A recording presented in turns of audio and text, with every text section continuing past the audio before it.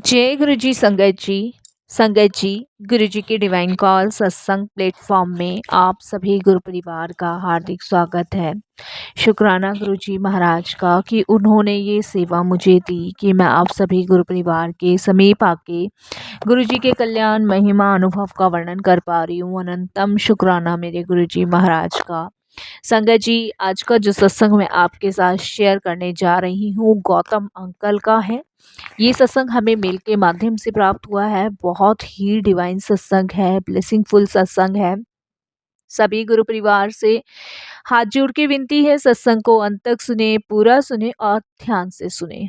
जैसे मैं हर सत्संग में आप सभी से रिक्वेस्ट भी करती हूँ कि सत्संग बड़े भाग्य से मिलता है, बड़ी किस्मत से मिलता है और हमें घर बैठे सत्संग मिल रहा है तो ये समझिए कि प्रॉपर ब्लेसिंग्स गुरु जी की हम लोगों पे है, गुरु जी की दृष्टि हम पर है, गुरु जी की मेहर हम पे है। क्योंकि सत्संग हमें जब भी प्राप्त होता है जब गुरु कृपा हम पे होती है। और गुरु कृपा हम पे कब होती है? हम 100% नहीं दे पा रहे लेकिन 90% हम हमारा समर्पण गुरु की तरफ है, इसलिए हमें कृपा की प्राप्ति हो रही है।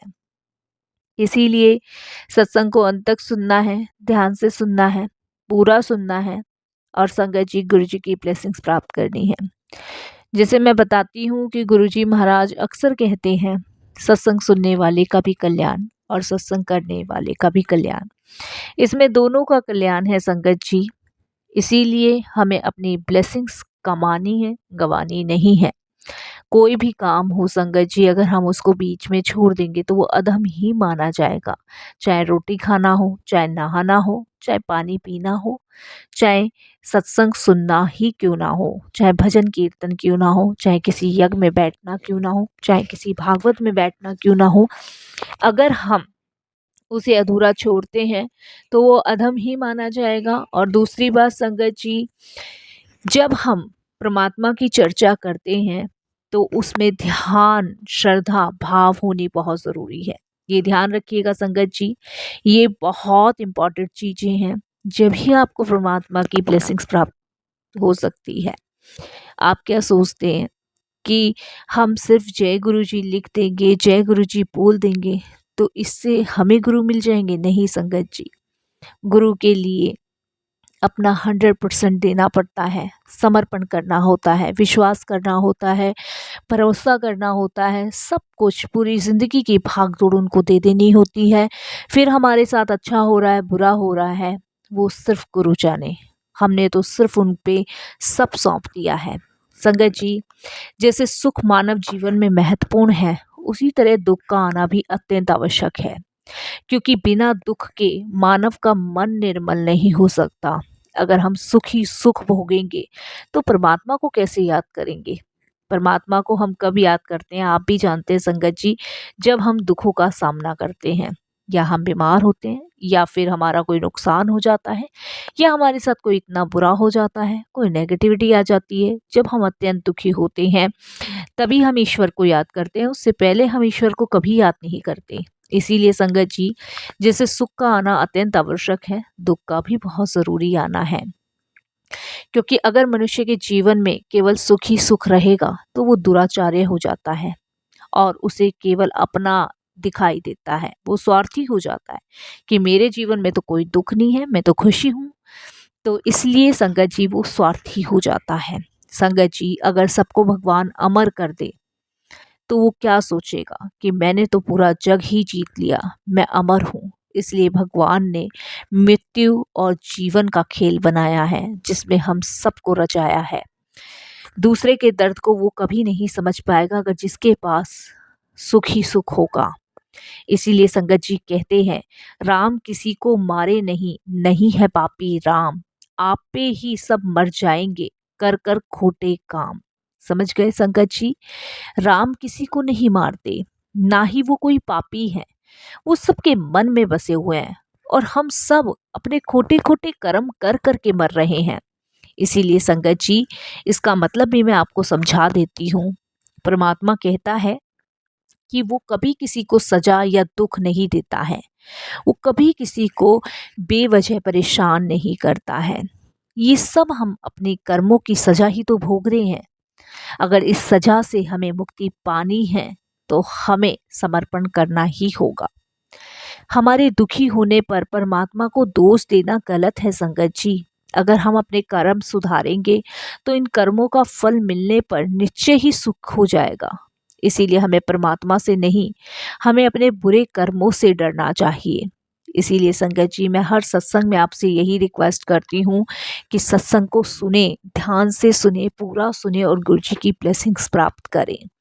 और संगत जी, अगर आप भी अपना सत्संग अनुभव हम सभी के साथ शेयर करना चाहते हैं तो हिंदी में साफ राइटिंग में अपना सत्संग लिखकर हमारी जीमेल आईडी पर सेंड कर सकते हैं, ताकि आपके द्वारा सुनाए गए सत्संग से जो भी गुरुजी महाराज की नई जुड़ने वाली संगत है, उन्हें गुरुजी के कल्याण, महिमा, अनुभव के बारे में ज़्यादा से ज़्यादा पता चले। और संगत जी, अगर सत्संग आपको पसंद आए तो आप इसको लाइक कीजिए, सब्सक्राइब कीजिए, ज़्यादा से ज़्यादा संगत में शेयर कीजिएगा, बेल आइकन दबाना बिल्कुल नहीं भूलिएगा।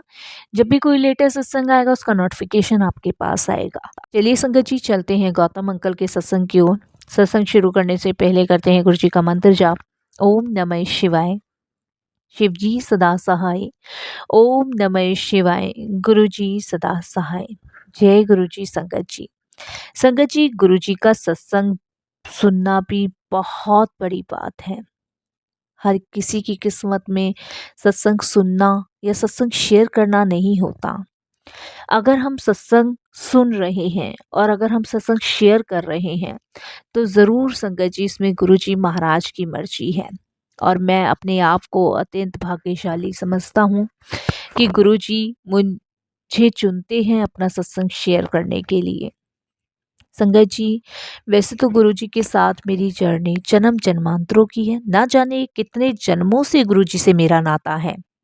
मेरा ही नहीं, हम सबका नाता है। लेकिन गुरुजी महाराज समय समय पे, बारी बारी पे अपने होने का एहसास हर एक संगत को कराते हैं। किसी को जल्दी हो जाता है, किसी को देर से होता है, और संगत जी किसी को सदियों लग जाते हैं।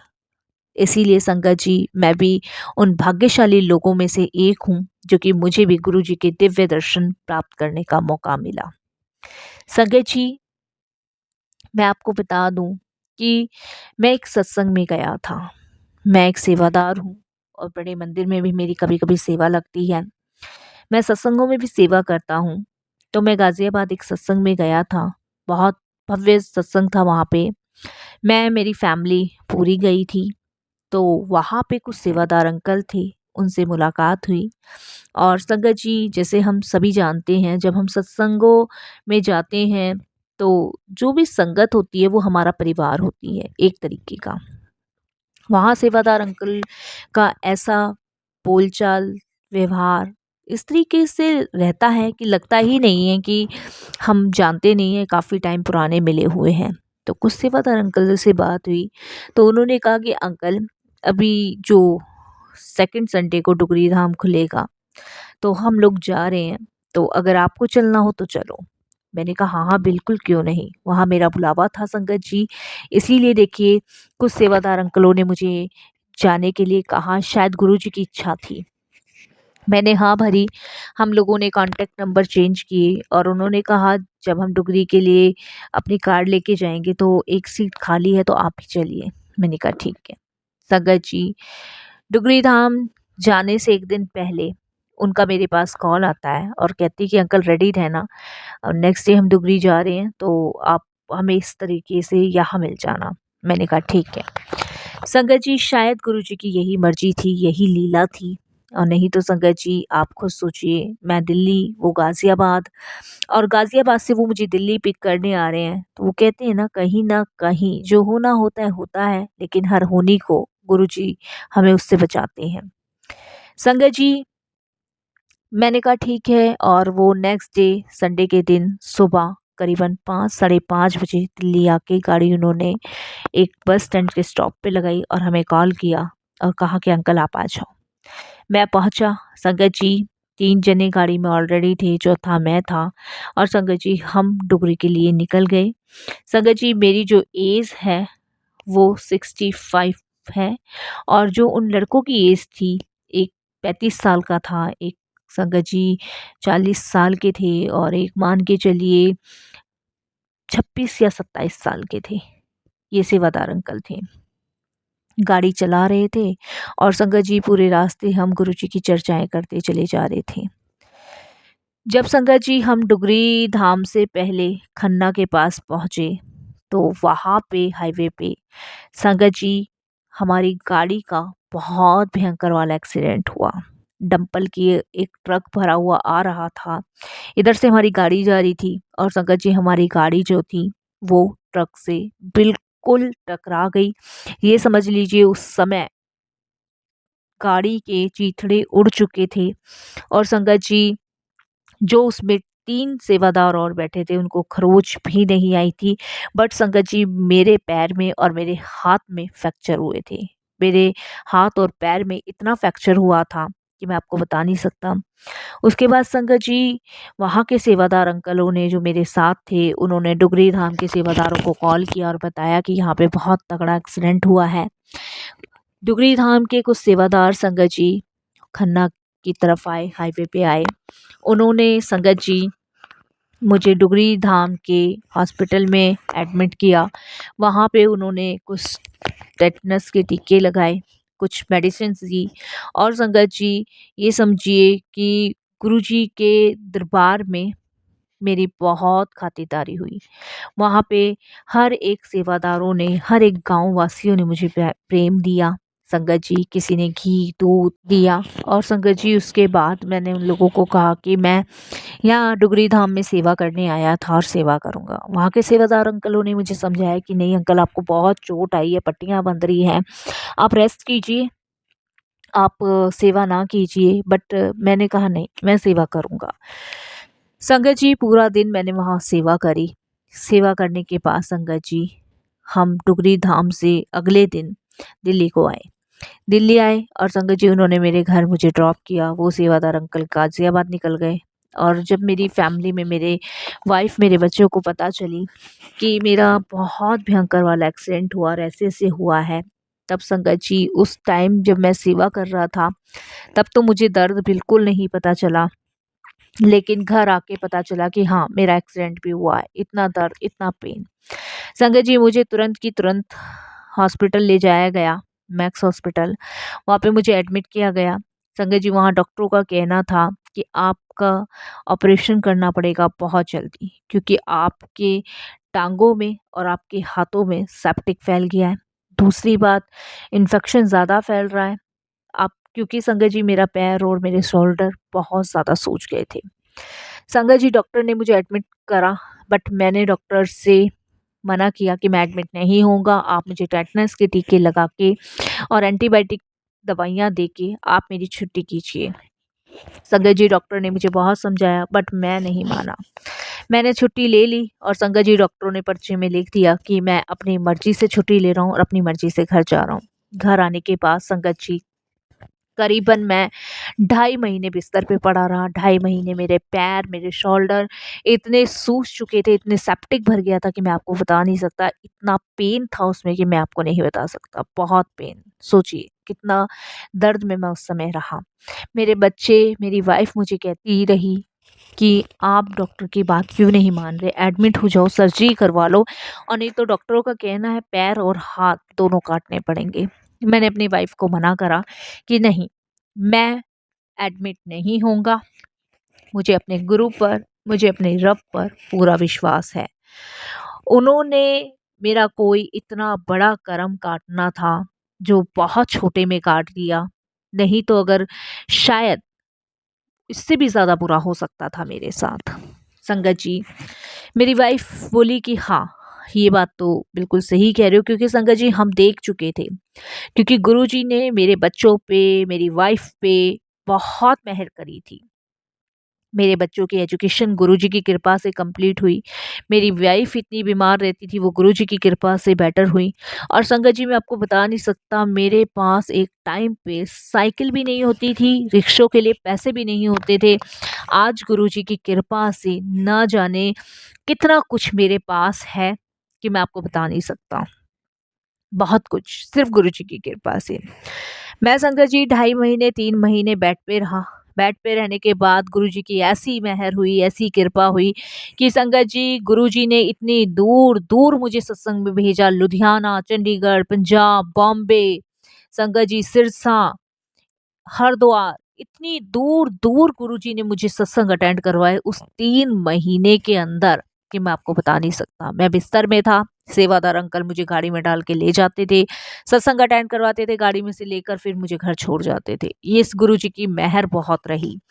संगत जी, ढाई 3 महीने मैंने सिर्फ एंटीबायोटिक दवाइयाँ ली। संगत जी, मैंने कोई सर्जरी नहीं करवाई, मैं गुरुजी का जल प्रसाद लेता रहा और संगत जी इसके अलावा मैंने कोई ट्रीटमेंट नहीं किया।